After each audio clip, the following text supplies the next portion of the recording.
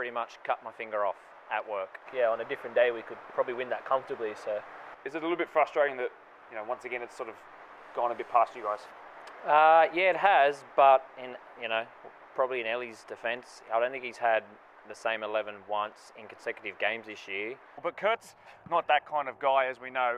What was he like? Yeah, look, he was devastated. Mate, we lost him for 2 weeks, so he's our captain. I think they've won more than us, to be completely honest with you. But when it comes to finals games or games where there's a lot of pressure behind it, I think we come away with the victory. So, as Hedo said, if we make the finals, we'll definitely have a really good run towards that. Hello, you wonderful people, and welcome back to the Blacktown Premier League podcast. My name is 𝙉𝙀𝙀𝘿, and it really is now crunch time. We've been through the start of the season, we've learned about teams, we've learned who's good, who's maybe not that good. Then we got to the halfway point and teams signed some players, and now we're 2 match days from knowing who's winning the comp, who's finishing top 4, who will suffer some obscurity at the bottom of the table, and who might go up and join us in PL1 next year. Should we find out who's making the top 4? Well, that's what this episode is all about. Eastern Creek and Ponds are your match of the round on Saturday night, and I am extremely excited. There was 8 yellows between them last time, and a bunch of goals too, and apparently it was a wind-affected game, and you're about to hear all about that. We go in depth. Cue the intro music. Here come workers on! But it's falling here towards Icon! Oh my word. To find her teammate in Izzy Grant! And now played and struck! And in! People, Ryan Dominici! And further forward now to Nura! We're all ready to play, and yeah, we'll go out and smoke it this time. I'm being serious when I say this has the potential to be one of the best match of the round games, not just of the season, but of all time. And why? It's because we've already had like 1 or 2 Ponds and Eastern Creek games that live long in the memory. I mean, think of the Leighton Hinton game. Yeah? Think about that game. Tell me that wasn't, the greatest live stream that we've ever done. And we've done close to 100 now. That was probably the best live stream we've ever had in terms of drama, jeopardy. And now we get something similar like that, because the reality is that Eastern Creek need 2 points to make the finals. And they have to do it up against Ponds. And they have to hope that workers drop points. That's why this is so much fun. So should we talk about some results? I think we should. So speaking of Eastern Creek, by the way, they actually got up 2-1 over workers. Huge game for them, and it's basically kept their entire finals dreams. In fact, that was the most important game. That was the game to keep them in the finals contention, and they did go on and win it. As you know, Quakers Hill Tigers did lose to Marion 1-0, which has put them at the bottom of the table, and that's because Polonia beat Quakers Hill Juniors 2-1, despite the fact that David Cullen gets sent off 14 minutes into the game. Zane Owen then gives the Juniors the lead in the second half, returning from injury when he said he would. Shannon Cullen, with 2 goals, won the game 2-1 in an absolutely incredible footballing match. Absolutely no doubt it would have been amazing. In that Eastern Creek game, by the way, specifically, I do want to talk about it. So, Jovan Blagojevic back among the goals. Carlos Ribeiro back among the goals. Ahmed Badat scored. No goals in the second half. Another pen for Ahmed. 7 from 8, I think he is this year. Ponds beat Rivo 2-0 in a result that on paper you would expect, but importantly, Nick George scored a goal. And by the way, I ask Ponds in this match of the round all about that moment and the signing as a whole, so you better stay tuned for that. Leave a like, by the way, if you enjoy the antagonising 𝙉𝙀𝙀𝙀𝘿 questions. So of course that means that Doonside are now behind Marion by 4 points because of the loss that they had a fortnight ago, but they did have a bye this week. They'll make up for it, and they'll catch up in terms of games played, but Marion ahead by 4 points, Doonside and Pond separated by 3. Those two play each other next week. That is so exciting, and Workers find themselves 2 points, just 2 points ahead of Eastern Creek.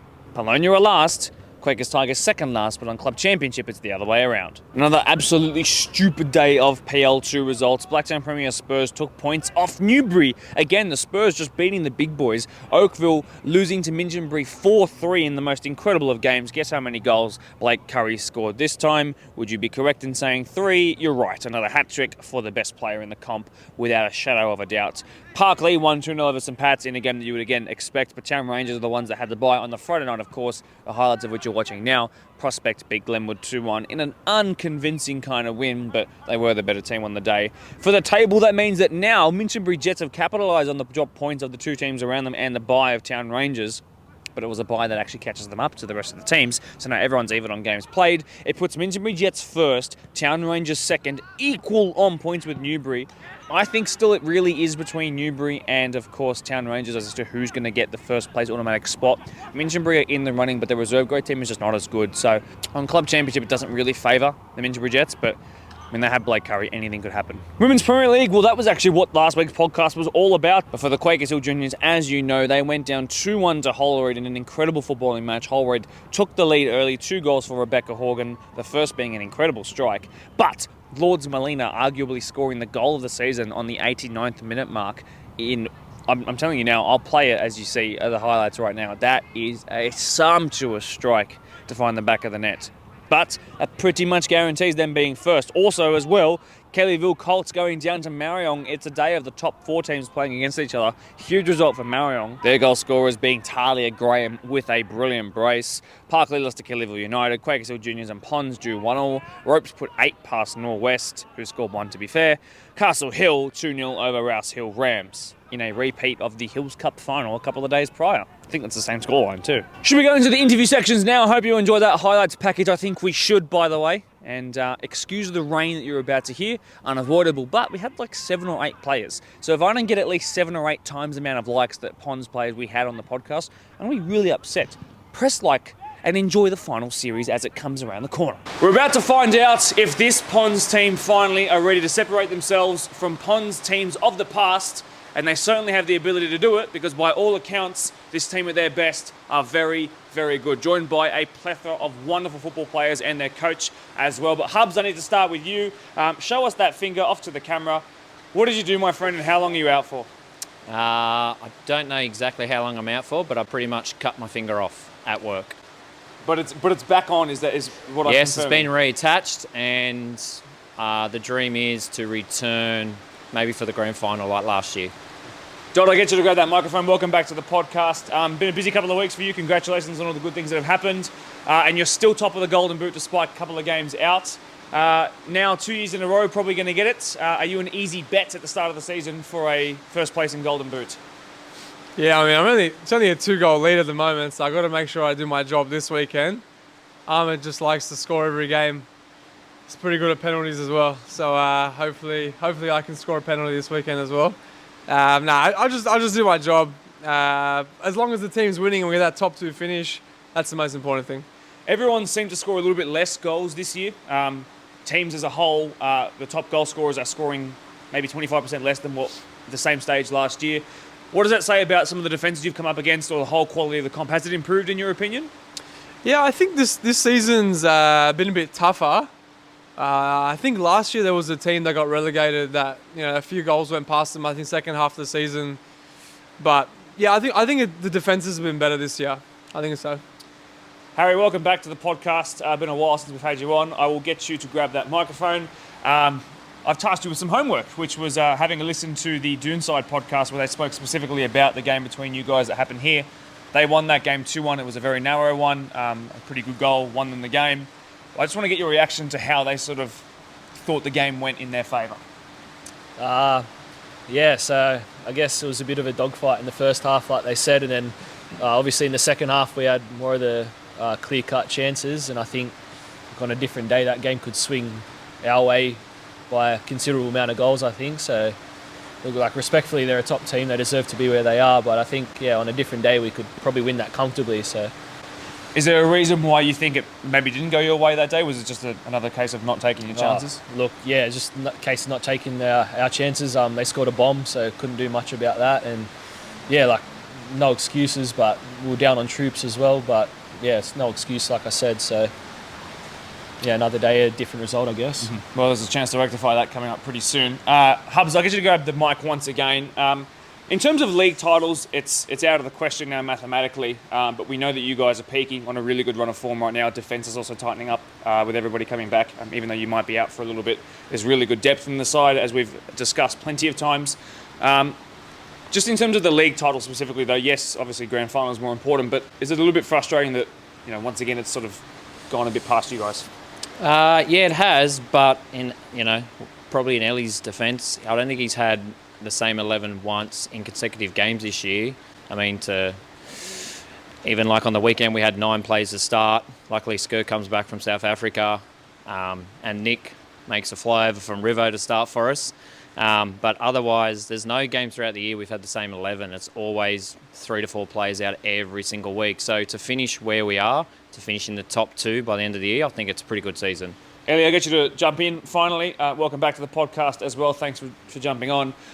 Just your reaction to the way Hubs has worded that answer. Has that been frustrating throughout the season, or is it just a case of this is park football at the end of the day and we have to remember where we are? Yeah, it's been frustrating not having the same team every week. Say it's park football. I think we treat it a lot higher than park football. For some of us, winning or losing makes our week, you know what I mean? So I think the boys that I got in here are really committed, put everything out. But as well, some players have been injured. Like I said, with Matt's injury, just every week we get something unlucky. And unfortunately, we haven't had the same 11 playing week in, week out. But I think we're hitting our peak at the right time with a lot of my star players coming back. So we get Tay Hunter back from about 12 weeks. Tong's back from South Sudan. Mitch is back. Our reserve grade are firing. They've wrapped up basically first spot in reserve grade. So now it just comes up to first grade to pull their socks off and get that top 2 finish and hopefully club championship at the end of it as well. Acho, welcome to the podcast for the first time to you. Good to have you on for the first time.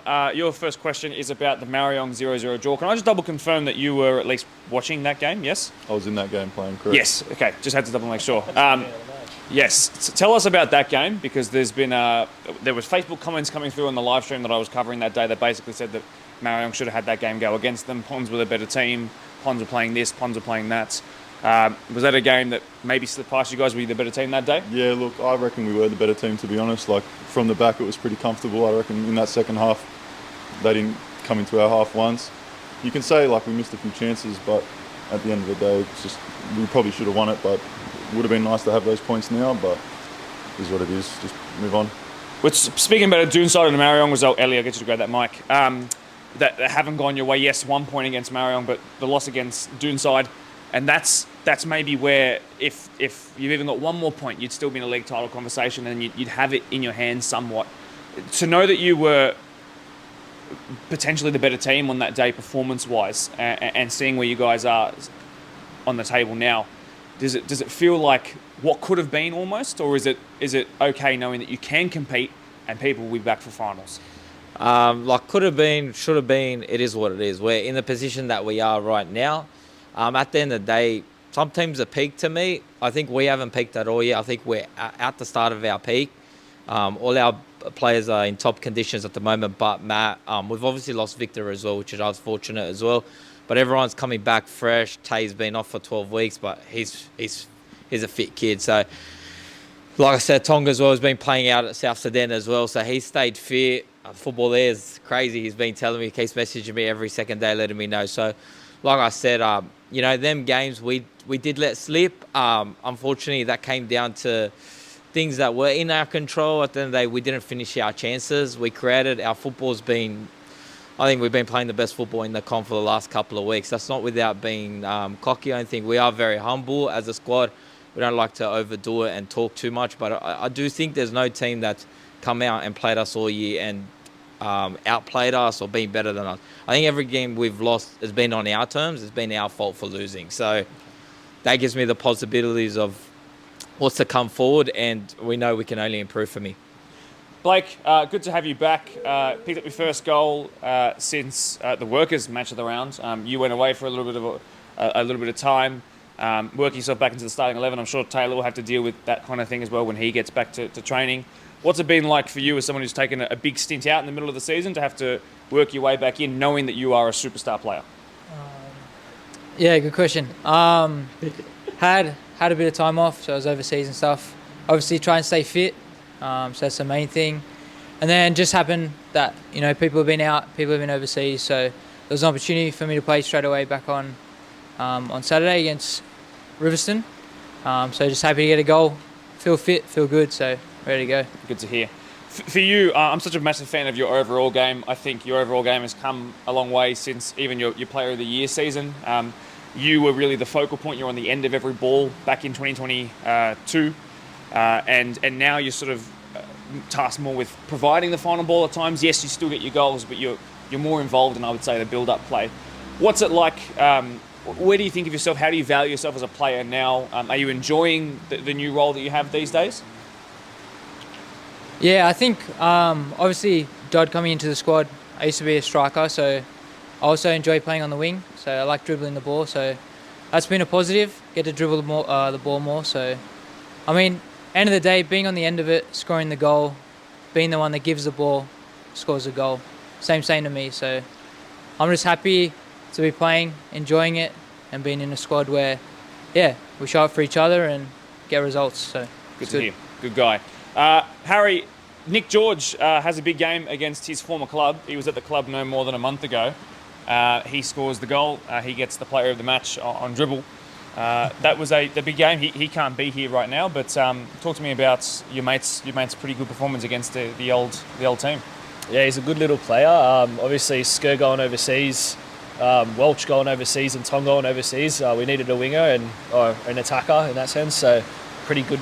His brother's one of my best mates, and I know Nick quite well. So we were pretty lucky to get him down. Had a great game on the weekend. A couple unhappy people, I guess, that he played, but yeah, he's a quality player, and I think he brings something different to our attack. Obviously, you look at our front three, and they're very direct, good dribblers, very fast, and he's kind of wants the ball more at feet, and a good little link-up player as well. So, by all means, the boys said he had a very good game on the weekend, but yeah, we're lucky to have him. Yeah, really well put and well analysed. So what you're saying is he's better than Fardod, is what I'm hearing. Speaking of really good players, I don't want to sort of get people talking on behalf of other people too much, but Ellie, just in terms of Aaron Avery, couldn't be here tonight, but the guy is really up there, I'll reveal, in Player of the Year votes, unsurprisingly. You know, he's not an outright goal scorer. He's not a guy who makes last-ditch sliding tackles. He's not an engine room runner. What is his best couple of qualities that separate him? Because people are recognising, you know, without the goals, without the slide tackles, without the running your head off, that he is up there with one of the best. Look, it's a tough one for me. They're my coaches and they're my players, and I'm their hardest critic. Look, I think he still hasn't even hit like his full potential. We're trying to coach him in a different type of style to what usually he's been playing across his years, and he's played, and he's only improving. I think we still haven't seen the best of him. And as these boys all stand here, Dodd's still got a lot to improve on. I've always given a team every week to improve, even though he's been leading goal scorers. Same with Blake, always trying to improve him. Like, the quality in our team is stacked across the whole thing. It's just trying to get it all happening together. But back onto Aaron, look, he's quality as all these are. I see all my players as exactly the same, as long as they put in all together and do the same thing. You know, it's I don't like singling out just one person, as you just said, but there's still a lot to come. So the comp hasn't seen much of him yet. Okay, that's a scary thought. Atch, you, in terms of injury, have had an interrupted couple of seasons. Also, you spent time away overseas, which I know for myself is enjoyable. And you're perfectly entitled to do that, but it means in and out of the squad and having to return to fitness and sharpness, and there was an injury at the start of the year. You came off the bench in the Dooney game, I think it says, in the 90th minute. So was that just about getting yourself back sharp? And how are you feeling now personally? In the Dooney game, it was just about getting back in, playing with the boys, and now I feel really good. Like, knee feels great, don't even think about it. Like, it's just good playing with the boys, stringing the wins together. Hopefully towards the end of the season it all works out the way we want to, but yeah, I feel really good at the moment, confident. So your first full game back is next week though, and this is where the 2-game losing streak happens in the middle of the season. It's the Eastern Creek game. Tell me about that game from your perspective. You played the full 90 in that one, is what Dribble tells me. So yeah, give me a centre back's perspective on the losing game. Bit unlucky the way we lost that. Just unfortunate goals that just sometimes happen in football, but out of our control, but definitely something we want to bounce back from coming into this weekend, which I'm confident in the boys that we will, like the team we've got and how everyone's playing at the moment. So touch wood, everything goes to plan. For sure. Hubs, I'm looking to extend on that. What does unfortunate goals and a weird game mean? Yeah, it was very windy. I think it was 1-0. I think we even got a penalty, and we missed the penalty, and then they did score a header, which you can't take that off. It still put it away well, but the second goal was, I don't know, a cross and bad lighting, bad wind, misjudged. You can't really pinpoint the finger at one player because we let him cross the ball in a way, but the way it went in, you wouldn't see that happen again this year, so it is what it is. We learn from that loss and move on. Is it fair to say Eastern Creek might have surprised you, Ellie, on that day? Were they tactically a whole street ahead of you guys, or was it just they happened to take their chances? No, with all respect to Eastern Creek, great team and stuff, but we were missing a lot of players that day. Everyone says no excuses, but, you know, when you get put on a week before a game on a long weekend and all the boys are committed to going away and having long... Dodd was proposed on that weekend. So, you know, the boys all had a couple of things on, but we still had a very good team out there. We took an early lead, Tong scored. Then we got a penalty, Tong stepped up, hit it straight at the keeper. So, you know, it was just unfortunate that day, but, you know, they stepped another leg. They grew, they scored a goal. You know, they're a good set-piece team. Everyone knows that about them. And then from there, it was just, I don't know, wind, light, I don't know what it was, lightning. I got no clue what happened to that goal. I just heard this crossbar rattle, then next thing they're celebrating a goal, and I'm like, the ball was like 50 metres in the air. How the heck did it drop down into that goal? So we were unfortunate in that game, but like I said, they're the games that we look at now. I'm like, what could have been, should have been. We should have been fighting for that title right now to come first, but unfortunately, they're the games where Marion has scored on 3-4 occasions, 90-minute goal to win games, and we haven't. So, sorry about the rain to those who are listening in. Dodd, just about Eastern Creek as well. Take you back to last year's semi-final against them. I'm just confirming from your perspective, everyone was on side in that winning goal play? 100%. 100%. I watched the VO back, and yeah, heaps of space. They just kept me on. They tried to play the offside track. It didn't work. There'll be no issues with reviewing any footage from this weekend's live stream. Everyone can see the game. So I'll just make sure I score and everyone can see it. Excellently put. Ash, let's look at the game that followed that directly, the grand final. Do you think that if Ponds make a grand final and you get to play in it this time, that you will make a difference potentially? I do believe so, yeah, 100%. What makes you think that? Just back my ability, confident in what I do. Once again, surrounded by a good group of boys. Coach that backs me, so I reckon come this time around, it'll be a different story. You'll see Ponds lifting the trophy. Okay. That's what we like to hear. Here, everyone agrees? Okay, yeah. Good. I just want to talk about the Marion, who are top, and I'm happy for this to go to anyone who wants to answer it. If you look at dribble, a lot of goals coming in late. A lot of goals are happening, or sometimes even a pair of goals are happening really late. They're winning games late, and that's how they might just clinch this championship. Is that frustrating to know that, you know, maybe when you guys are in a spell right now where you're putting teams to the sword a little bit more and you're winning games convincingly, the team that are top are doing it potentially a little bit scrappy? Is that frustrating to anybody here, or is that just make you want to beat them a little bit more? I feel like that just shows, like, the top team, that's what they do. So if you can go out there, you can get results however way you can. That's what winners do. So if you can go out there and do it, good on you. You know, like, I feel like sometimes that's the difference between the team that comes first and the team that comes fifth. You know, it's just those teams that when it's close, when it gets to the death, they just find ways to score, find ways to win, find ways to get on top. So I think Marion's very, very good at just finding a way to win. Even in a game where you feel like, you know, they haven't had the possession, they haven't dominated, they still find a way to win. So, yeah, you can't take that away from someone. Hubs, just as well, Workers, 7 goals against them on 2 different occasions, 14 against them this season. It's basically half their goal difference at this point, and half yours. So tell us about what the prospect of playing them potentially in the finals again could mean for your confidence levels. I mean, you might not come up against them if you finish a bit higher, but obviously you go into every game confident with the squad we have, but like, it's a brand new game. Doesn't matter about the 2 games. Doesn't matter if we won 4-0, 5-0, 10-0. Semi-finals is a different ball game. You have to turn up, and, you know, you lose, you're gone. You win, we progress. So these boys in this squad, I don't think, you know, they're not going to disappoint this year. They're out to win it. There's a good squad. So in both grades, that's what we want to do this year.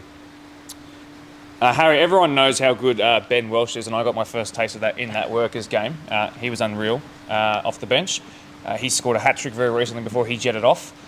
From your perspective as someone who's played alongside him for a couple of years now as well, throughout a couple of associations and teams, is his impact going to be potentially felt this weekend, or are you guys good enough to keep it together?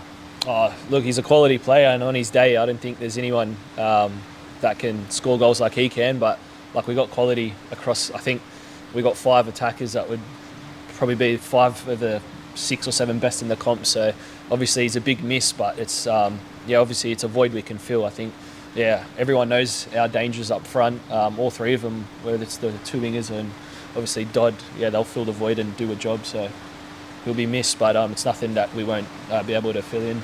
Excellent. Ellie, I go to you for the second last question that I have, and that is, and no disrespect to any players, but do you actually know what your best first grade 11 is? Have you got one in mind? Because yes, you've chopped and changed. Yes, you're playing different players here. Yes, players are going overseas. But if you have everyone available, do you have in mind what that would look like? To be honest, I do. In my brains, I do have my best players that I think that will do the job. But it just depends on what team we're playing, what formation we have. We're very adaptive. This team can. We've got 3 formations we can play. We defend in a different formation. We attack in a different formation. I think that's the difference for us this year. We're a team that can adapt and have got players that can play in multiple different positions. So my top 3 can all play everywhere. The boys in the middle can play at 10, at 6, 8. You know, I've got 3 or 4 guys that can play centre back, and we're pushed on stocks now with what's out. So, you know, I've got Tong that can play out wide and can play at centre back. So yeah, so in my head, I do have the team, and it's that I think that, you know, for the big games is sorted, but we haven't been able to produce that at any time this year because of how many injuries we've had or players being away. So that might not come till the first semi, might not come to the grand final. I'm not sure, but for me, we're just not thinking about one team. It's both teams at the moment. They're there, and we want to take out both comps. Blake, he's just said adaptability, but what else is one of the massive strengths about this Ponds team, maybe that has separated it from in years gone by, in your opinion? I think we just got firepower everywhere. So we got players that can change a game. I think we play best when everyone's working together as a unit. But I do think we just have those certain players that can just change a game based off a bit of individual brilliance. I think if we can piece that individual with the team, I think that's when we're unstoppable. That's when we verse workers, how it works out. So when we find that groove and when we all play together as a unit, I think we just have too much quality on the pitch. So well put. I'm looking for anybody to answer these last couple of quick ones. What is a match of the round prediction for you, Hubs? This week, 6 points, both grades a win, and Dotty for a double. Okay, and where do you think Ponds will finish this year in first grade? Anybody brave enough to give a prediction? Second. I think we'll finish second. I think we'll win this week, win next week, and finish second. And just confirming that your last game of the season is in fact Doonside, is it not? Yes, it is. Okay, then let's push it into grand final, or finals at least. Are we confident of making a grand final? Just a head shake potentially? Yep. Yes. Yep. Okay, and are we predicting Ponds to go all the way this time? Yes. Both grades. Both grades. Please. So just want to say something. A shout out to one of the bosses at our club, Ryan. Probably from our club, and told me to pitch it out to him. Obviously, a lot of people know that Ryan's going through a bit at the moment with a bit of sickness. So just wanted to mention a shout out from all our club and from all us boys. We appreciate everything that you do for us. Keep your chin up, stay happy, and you know, he's still been here every week, setting up video, helping us out, being at the canteen, and he's going through so much. So I think, you know, some people, you know, Ryan's not their favourite person, but when you see what he does at your club and what he's going through and stuff like that, you know, as in, you know, our 4 walls in the club, we appreciate you a lot, and you'll get through this, mate. Certainly committed is Ryan, and certainly committed is this team. It's been great to see Ponds in both grades this year really turn on, and when they do play at their best, I think my opinion is that they are probably the best team to watch in the entire comp. Shock horror. Boys, thanks so much for braving the cold and being here tonight and giving us a pretty good and long segment as well. I really do appreciate it. Thank you. Done. Get out of here. Thank you very much. Thank you. Thank you. And again, I just think, look, it's easy to be really excited by Ponds, but again, don't forget, like, what team hasn't come on the podcast at this point? And you're about to see with Eastern Creek as well. What team hasn't come on the podcast, not just this season, but any season, and said we've had injuries, season-ending injuries, players going away, players having work, and at some point, you know, blame has to be put, or at least I think at some point, a team needs to go, well, let's stop signing players that are going away for 5 weeks in the middle of the season. That's no disrespect to any of the players themselves. People are entitled to do what they want. And like I said, it's park football. But, I mean, me personally, if you're missing out on titles 2 games before the end of the season, and it's not even going down to the final day with the team that you have. I think it's cause to at least reflect and see if that's what you really want to be all about. But at the same time, of course, grand finals are what people come and watch. Grand finals are what people remember, and that's what's more important. So if that's more important to Ponds and they get all their players back by them, power to them. That's their system. Really like how humble they are in other scenarios, though, and aware of the situation and aware of what needs to be done this weekend, and aware that they can keep the pressure on, and their 5-game winning run could become 6, and they could very well arguably be the best team heading into the final series, and that's where teams win. I mean, that's what happens in every NRL season I think I've ever watched in my life. The team that has the best winning run going into it is the team that ends up winning. Same with the A-League. This is what happens every single time. So Ponds in good form, be scared. Let's go chat to their match of the round opponents, Eastern Creek. A real fun episode, this one. I hope you enjoy. Don't forget to leave a like. The race for second place is the reality for Ponds, but the race to make the top 4 and finals is where Eastern Creek find themselves. This is a great fixture. These are 2 great teams. Let's see who ends up in the top 4. Let's go back to the match of the round first, though. Eastern Creek boys. I want to talk about that late winner. What a goal it was. 96th minute for 𝙉𝙀𝙀𝘿. What was the reaction like on the pitch for you guys and then for the rest of the night? You could see a bit of carry on at the end of the game. I think I still got sore calves from jumping up and running down the sideline. I think we probably deserved more out of that game. I think you can probably fill in everyone a little bit more, but we went down to 10 men just before half time, and then probably dominated the game with 10 men and sort of threw it forward in the last sort of 15 minutes, and their goalkeeper just started pulling off saves like anything. But yeah, 96 minute. I think we deserved at least a point out of it. Let's talk about that red card specifically. To get one in the first half is rough. You really have to get it pretty badly wrong. But I don't think I've ever seen a more unanimous decision from the rest of the comp that it was a poor tackle. But Kurt's not that kind of guy, as we know. What was he like? Yeah, look, he was devastated. Mate, we lost him for 2 weeks, so he's our captain. Look, it was just a missed time challenge. I think you can see it. He's not a dirty player. He didn't mean it. His shirt was pulled early on in that sort of challenge, which sort of made him sort of lunge at it.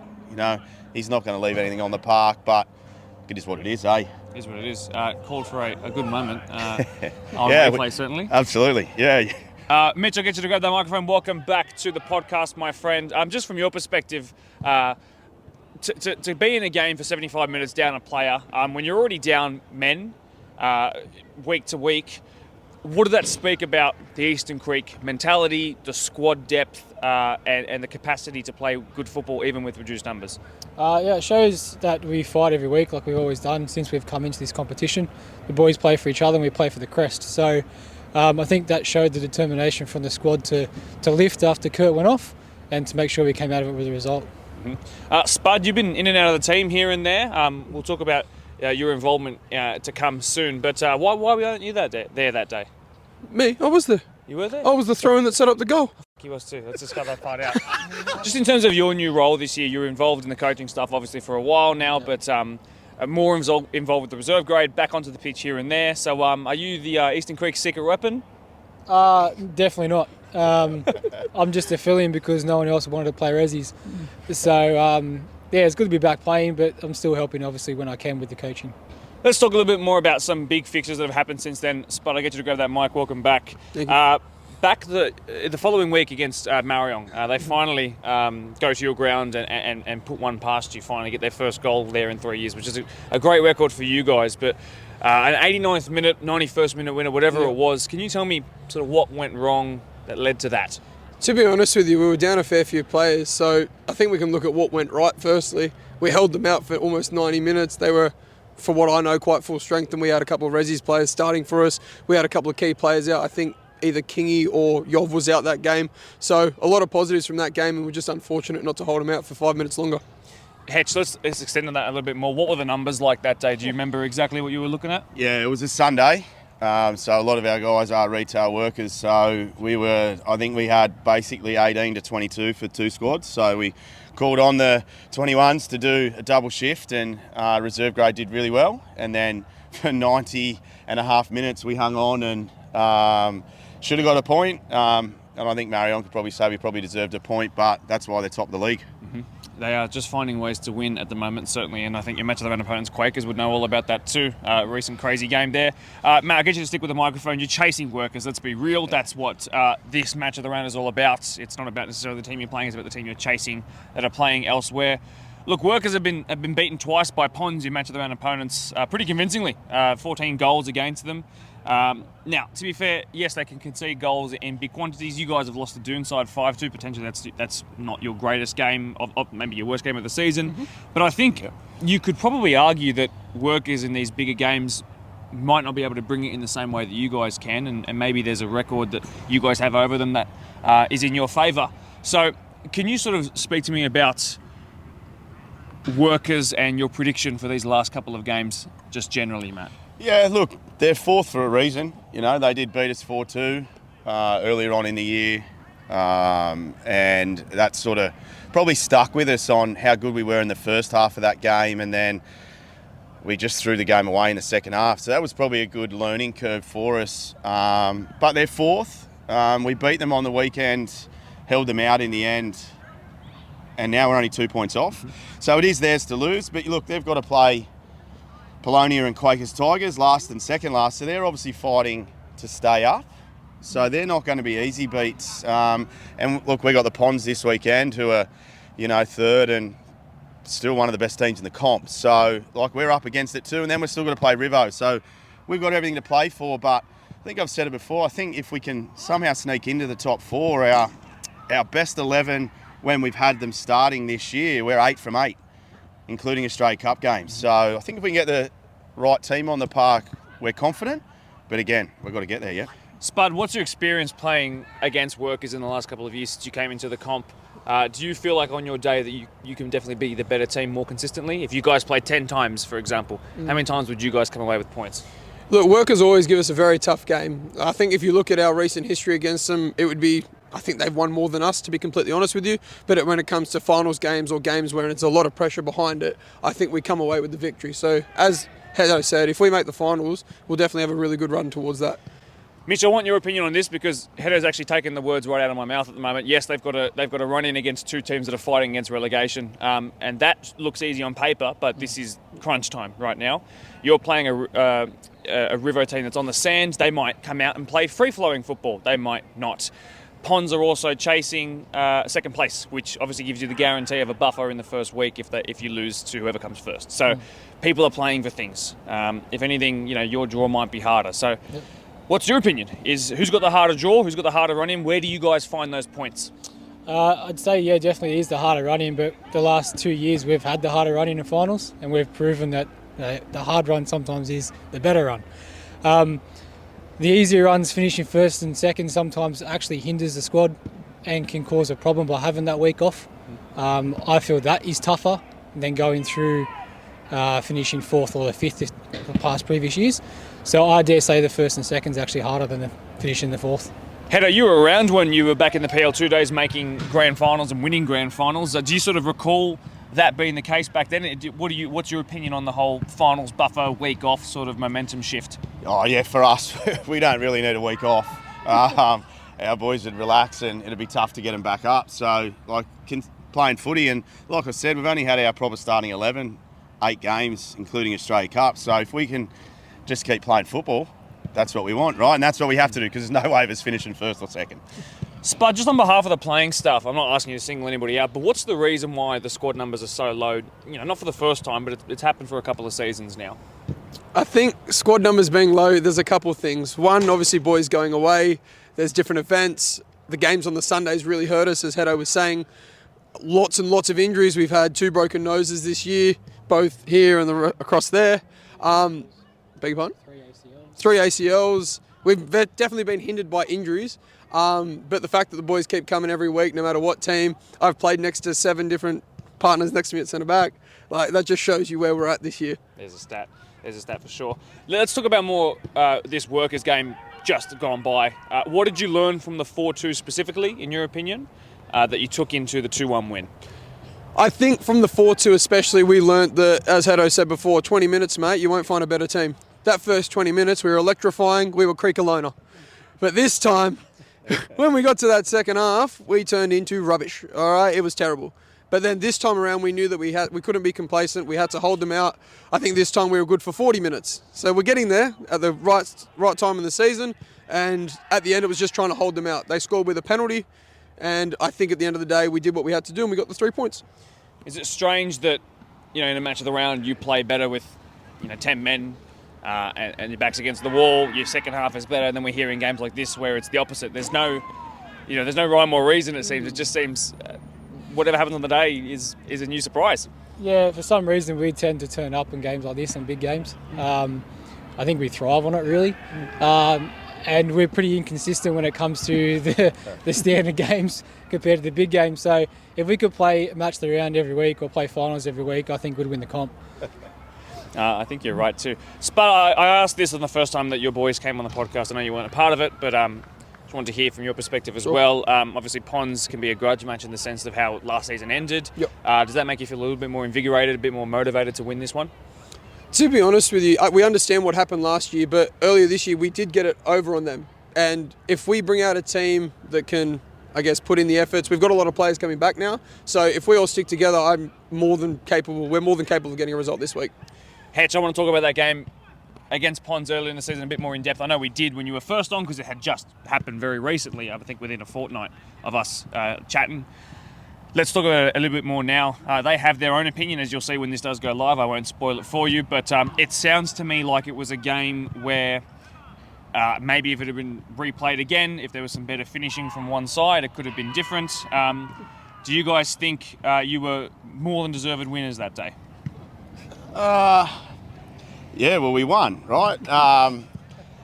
Yeah, look, I get it from their point of view, certainly, but I also... We had a goal disallowed that I'm happy to clip up and send it to anyone that's is so far not offside. I've never seen anything so... And Kingy will be happy to talk to you about it too. So, I think if they're going to talk about them not finishing, 100%. But I also think from our point of view, we left a few goals out there. Now, it was the windiest day ever, and they went with the wind first half, so only scored 1 goal. We come home with the wind and scored 2, and probably should have scored more. And look, it is what it is, eh? We won. I absolutely love that answer. Is there Mitch? Is there something to do with the offside flag and coming to the rescue or to the hindrance of these ponds and creek games? What is it about? What is it about the offside flag that's so commonly being raised? I don't know, to be honest. Maybe it just doesn't want to go up. I'm not too sure. Maybe they've been in the gym and the arms are sore. They can't raise them. I'm not too sure, but. Yeah, for some reason it always seems to come up in a topic between a Ponds and an Eastern Creek game. Yeah, whether it's flags being raised or arms being raised or whatever it is, you guys give us the most entertaining games. I want to be a bit more serious now. Let's talk about Jovan Blagojevich. The guy's an absolute super trooper. Did he have, because he works in a hospital, he's a nurse, did he have access to 24-hour physio? How has he got back so quick? I saw his foot, it was munted. So what's been the key to getting him back? We can't really comment on that. But he's been doing heaps of good physio. That's about it. Yep. He's tough as nails, VB. Okay. Yeah, very good. Spud, I know you're an exemplary player. You've got some really good players in your midfield and your defence. Mm-hmm. But he's coming from an NPL background very recently. He was here 2 years ago. He was at Bankstown City Lions last year. For him to come off that standard, he didn't take a break. He's come straight into it. When you watch this guy play, do you sit there and go, yeah, that's a level above? Yeah, he's good. We just wish he could finish his dinner a bit more. Yeah, misses a couple open goals, but we still love him. Yeah. Hetch, he's gotten the score sheet a couple of times recently. You guys have had some pretty narrow results, so for him to get among the goals in low-scoring games is obviously critically important. As his coach, is this one of the best strikers you've worked with in your time? Yeah, look, he is. And I probably think it's taken us a while to understand what we need to do to give him the ball and stuff. And I can tell it's been a frustrating sort of season for him, and he's been out injured and whatever else. But I think we've worked it out the last few weeks. We've had a couple of players come back that are also, up to a good standard and being able to sort of play with him.